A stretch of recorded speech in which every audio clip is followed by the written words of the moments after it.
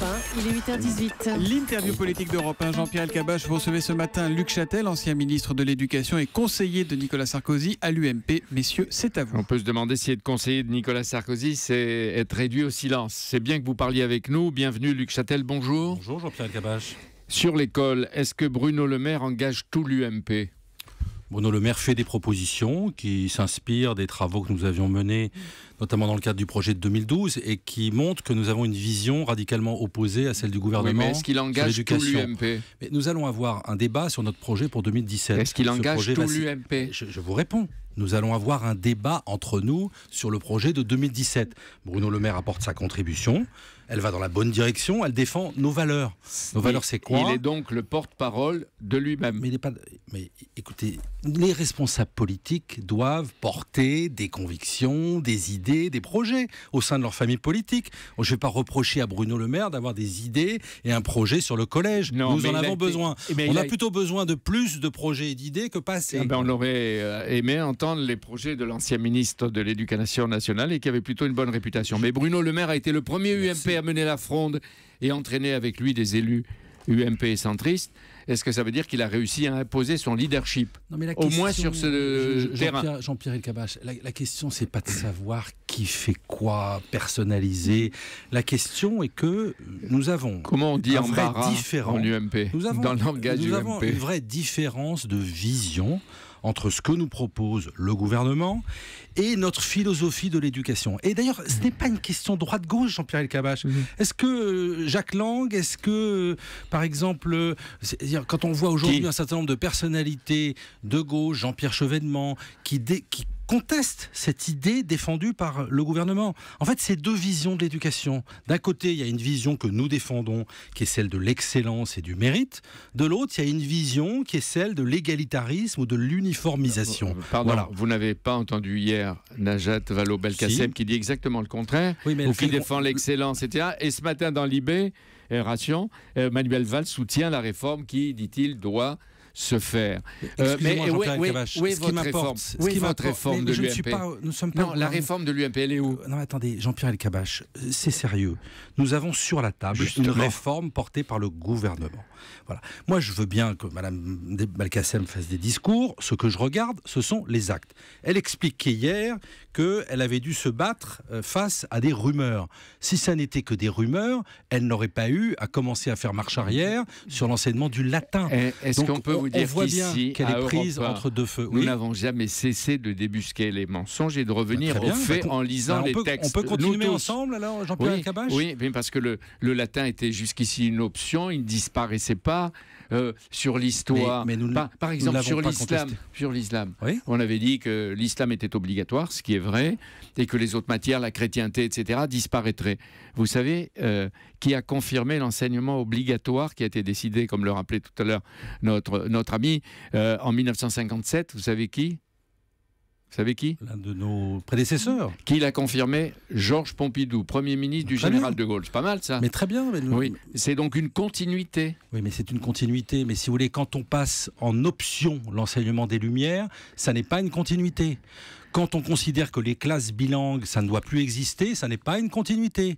Quand on considère que finalement, c'est mieux qu'il y ait 100% d'élèves qui aient un petit enseignement de latin, une initiation, plutôt que les 20% meilleurs aient un enseignement soutenu, c'est une aberration. Quel est votre programme ? Quel est votre projet en matière d'éducation à l'UMP ? Nous avons une vision très différente du collège. Nous regardons les faiblesses du collège. Quelles sont les faiblesses ? C'est que les élèves ne maîtrisent pas les matières fondamentales. Regardez l'étude qui est sortie hier sur les mathématiques. Regardez la faiblesse des élèves en calcul. Regardez la faiblesse des élèves en français. Mais ça, c'est un mea culpa collectif. C'est un collectif. Voilà, un ostra culpa. Eh bien, la réponse à cela, ça n'est pas, excusez-moi, d'apprendre une troisième langue en cinquième. La réponse à cela, ça n'est pas de faire de l'enseignement, du développement durable ou de la santé et de la sécurité. La réponse, c'est de conforter, de renforcer les disciplines, les matières fondamentales.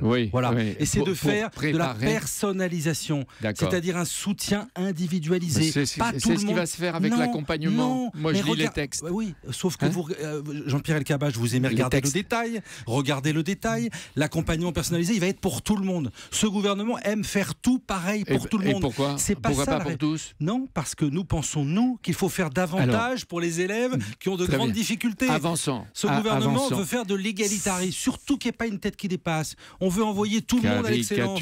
Pourquoi pas tout le monde à Polytechnique? Et avec ça, on n'enverra personne. Mais là, c'est une caricature. Si Najat Vallaud-Belkacem vous demande à vous recevoir tête à tête pour en discuter sur la réforme, vous y allez? Alors moi, j'ai déjà eu l'occasion de parler, d'être reçu en tête-à-tête par la ministre.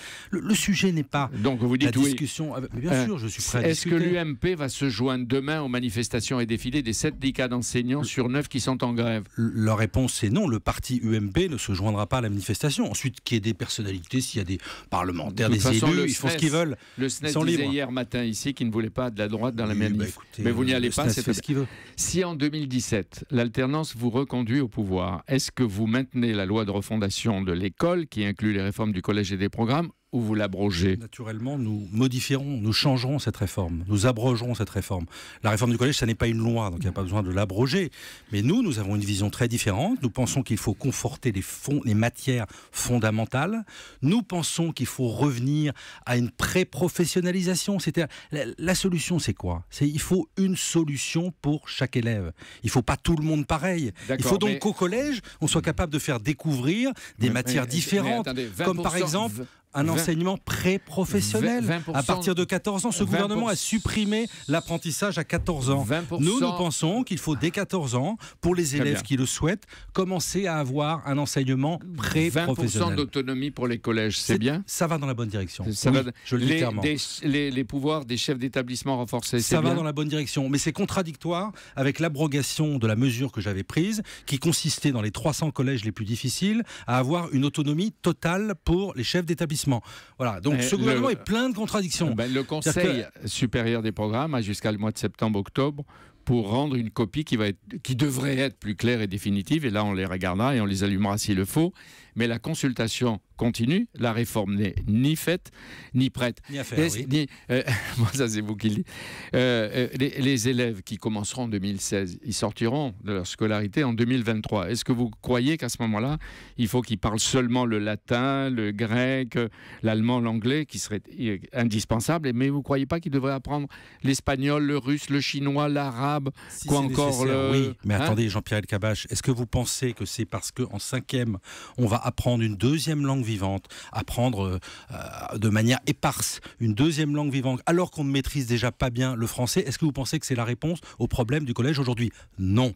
Donc nous pensons, qu'il faut nous concentrer sur les problèmes fondamentaux, c'est-à-dire l'apprentissage du français et l'apprentissage du calcul, du mathématique. À la manifestation demain, et si vous arrivez au pouvoir, vous abrogez la loi de la refondation. À l'UMP, est-ce que vous n'êtes pas en train de régler sur le dos des écoliers les rivalités personnelles sur les primaires? Non, je n'ai pas senti de différence, de divergence. Allons. Avez-vous entendu au sein de l'UMP sur cette question du collège des différends entre les principaux responsables politiques? Non, nous avons une ligne et nous nous y tenons. Merci Luc Châtel d'être venu en direct ce matin sur Europe 1. Merci Jean-Pierre, on vous retrouve demain matin en direct à 8h20. Avec Jean-Bernard Lévy. Avec Jean-Bernard Lévy. Europe 1, 8h26. À suivre, la revue de presse de Natacha Polony. On ira à Cannes pour le journal du festival de Mathieu Charrier. Et puis bien sûr, ce sera Nicolas Canteloup en direct pour la...